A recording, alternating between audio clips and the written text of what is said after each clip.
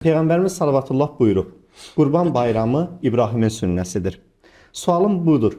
Qurban bayramının tarixi haradan başlayır və İbrahim əleyhissalam və İsmail əleyhissalamın böyük sınağı bizə nəyi öyrədir?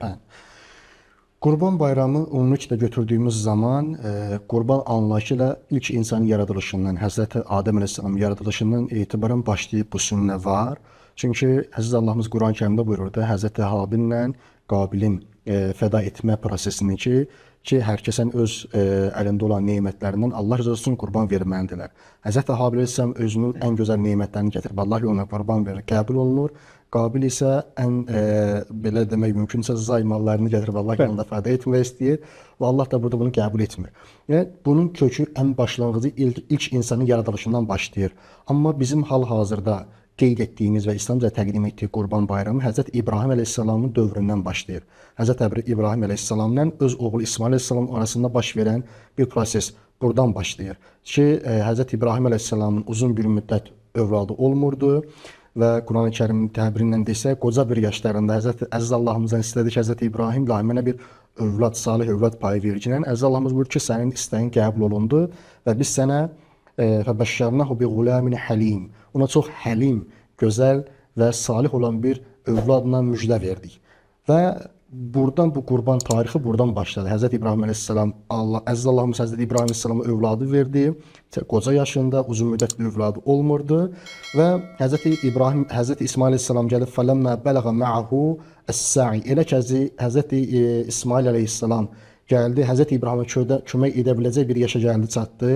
Yəni artıq həddubluq yaşına çatdı. Atasına, övladına fayda verəcək bir yaşına çatdı.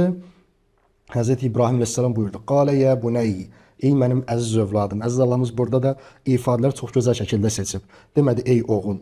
Ya buney, yəni sevgidən qaynaqlanan bir ifadədir. Nida forması. Qalə ya buney, ey mənim övladım. İnni ərā fil mənami ənni əzbəhuka. Dedi, mənim əziz oğlum İsmail, mən yuxuda görürəm ki, Əziz Allahımız mənə deyir ki, mən səni qurban kəsməliyəm.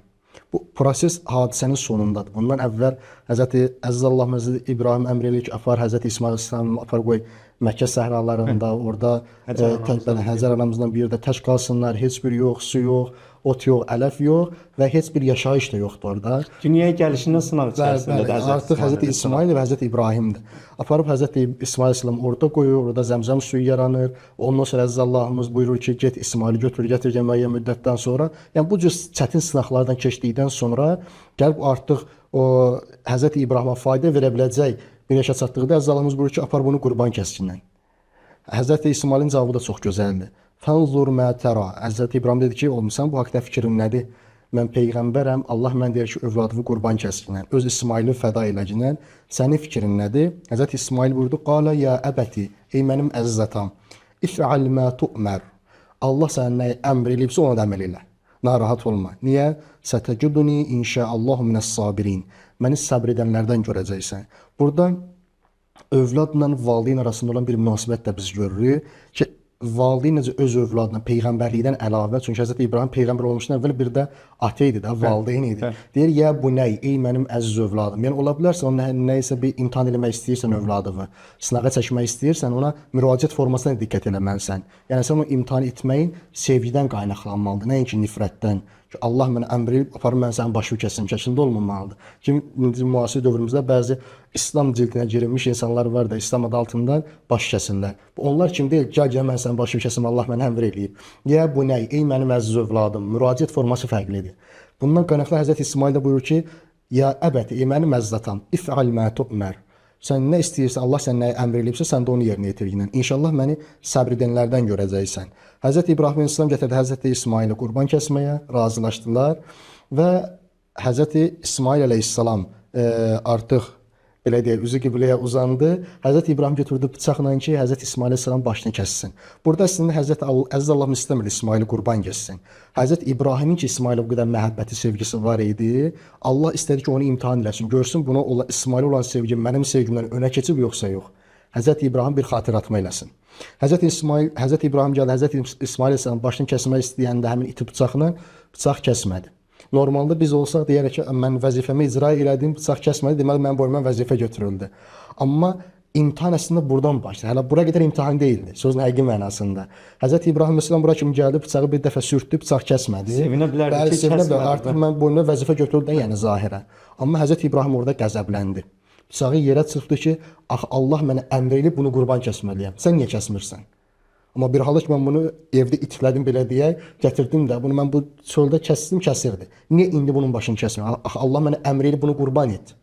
Həzrət İbrahim orada əsəbləşib özündən çıxmış Allah üçün o bıçağı yerə atmasından sonra Əzza Allahımız buyurdu ki: "Və nadeynahu ey İbrahim."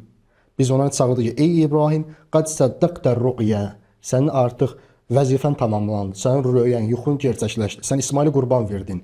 Ayə davam maraqlı. İnna kəzalika nəczil muhsinin. Biz mühsin, gözəl olan insanları, ihsan verməyi sevən insanları bu cür mükafatlandırırıq. Əziz Allahımız ola bilməzdi ki, elə Həzrət İbrahim bu qədər sınaqları keçirtmədən onu mükafatlandırsın, özünü Xəlilullaha qərar versin. Yox, ola bilməzdi. Niyə? Çünki həyatın özü çətinlikdə yaradılıb.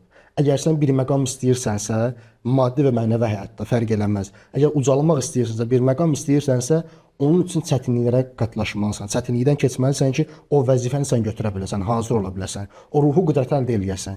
Sanki Əziz Allahımız buyurur, əgər mən kiməsə bir mükafat vermək istəsəm, dünyada bir məqam vermək istəsəm, mənəviyyatda bir məqam vermək istəsəm, onları bu cür çətin sınaqlardan keçirdəcəm. O demək deyirlər, Rabbənə atinə fid dünya hasenə və fil axirətə hasenə. İlahi mənə dünyada, axirətdə yaxşılıq ver. Allah deyir ki, başçı mən sənə verdim, gəl, götür get. Belə deyil. Bunun üçün mənim ruhum, qəlbim hazır olmalıdır ki, o nemətləri qəbul edib Allah yolunda faydalana bilim. Allah yolunda xərcləyə bilim. Buradan öyrənməli dərsimiz budur. Yəni sanki Əziz Allahımız bizə demək istəyir ki, bax, mən sənin dualarının hamısını qəbul etmək istəyirəm və qəbul edirəm. Amma bunun üçün səndə bir ruhu potensial olmalıdır, ruhu qüdrət olmalıdır ki, bəli, hazır olmalısan ki, nemətlərdən doğru yolda istifadə edə biləsən. Həzrət İbrahim də Əziz Allahımız bu imtahanlardan sonra dedi ki, mən səni ümmət üçün imam qərarı verdim və özümün xəlili qərarı verdim. Bundan əvvəl vermədi. Niyə bu çətin imtahanlardan sonra? Çünki Həzrət İbrahim hazır olmalı idi. O ruhu qüdrət əldə etməli idi ki, lazım olduğu zaman öz sevdiklərindən Allah rızası üçün fəda edə bilsin, qurban gedə bilsin. Və bu İslamın bir çox belə deyək də şəri hökmləri bir hikmətləri var.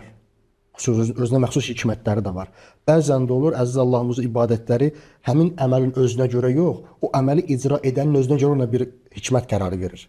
Yəni nə demək istəyirəm? Həzrət İbrahim əleyhissalamın qurban kəsməkdə Əziz Allahımız o məqsəd Həzrət İsmailin qurban getməyi deyildi ki. Düzdür, qurbancağın öz bir fəlsəfəsi var. Yəni biz öz sevdiklərimizi fəda etməliyik Həzrət İsmailin timsalında.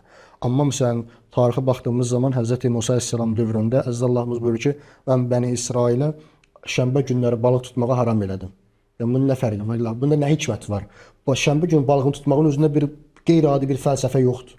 Orada bəndənin imtahan olunması, həmin Bəni İsrail övladının imtahan olunmasıdır. Yəni o şənbə günü balıq tutmağın haram olması, qadağan olunması Bəni İsrail övladlarının o həminki vara dövlət olan sevgisinin belə həvəsinin imtahan olunması idi. Yəni Allah sənə deyir, halal olan şeydir bu. Həftənin bir günü mən sənə haram edirəm.